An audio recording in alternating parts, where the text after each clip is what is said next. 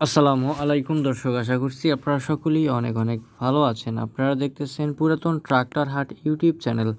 বরাবরের মতো আপনাদের সাথে চলে আসলাম নতুন একটি পুরাতন ট্রাক্টরের রিসেলিং ভিডিও নিয়ে। আপনারা যারা দেশ ও দেশের বাইরে থেকে আমাদের ভিডিওগুলো দেখতেছেন, আপনাদেরকে জানাচ্ছি আন্তরিক শুভেচ্ছা ও মোবারকবাদ।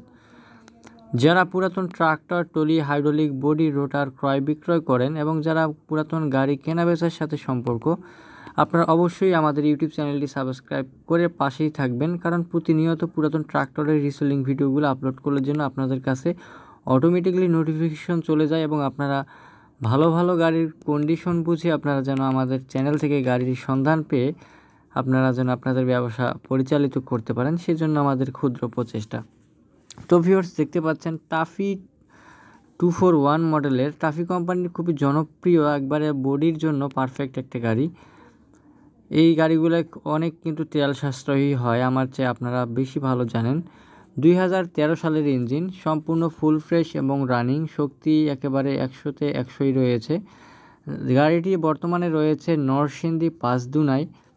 যারা নরসিংদীর আশেপাশে আছেন তারা অবশ্যই লোকেশনে যায় গাড়িটি চালিয়ে দেখে ক্রয় করার অপশন কিন্তু আপনারা পাবেন। চাকাগুলোও কিন্তু বিটগুলো ভালো, ইঞ্জিনে কোনো প্রকার কোনো সমস্যা নাই, কোনো প্রকার কোনো গ্যাস নাই, সম্পূর্ণ রানিং, কোনো ধরনের কাজও নাই।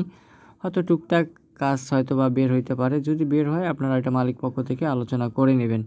গাড়িটি মালিক পক্ষ থেকে দাম চাওয়া হচ্ছে 2,80,000 টাকা বডি সহকারে 2,80,000 টাকা। কিছু পরিমাণ দরদাম করার অপশন কিন্তু মালিক পক্ষ থেকে রয়েছে।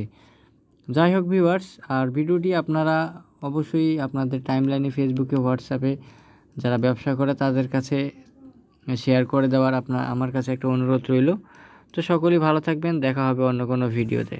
তো ভিউয়ার্স, এই ছিল আজকের ভিডিও। আপনারা অনেকদিন যাবত টাফি কোম্পানির টাফি 241 মডেলের কিন্তু ট্রাক্টর খুঁজতেছেন।